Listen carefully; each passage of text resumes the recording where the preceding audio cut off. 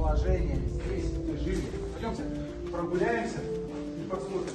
Вот очень четко видно, что сейчас мы идем там, где они жили.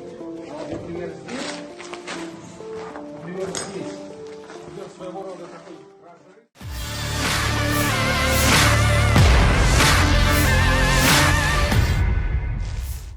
Tentara Rusia baru-baru ini merilis video penampakan markas bawah tanah Azov dan Ukraina di Mariupol. Tempat itu sebelumnya digunakan untuk bersembunyi dan menyiapkan serangan.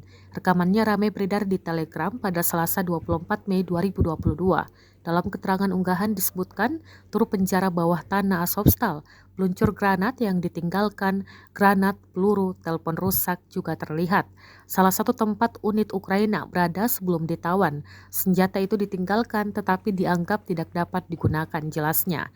Pada hari ke-89 invasi Rusia ke Ukraina, pada Senin 23 Mei 2022 kemarin, seorang tentara Rusia dipenjara seumur hidup dan Ukraina memperpanjang darurat militer.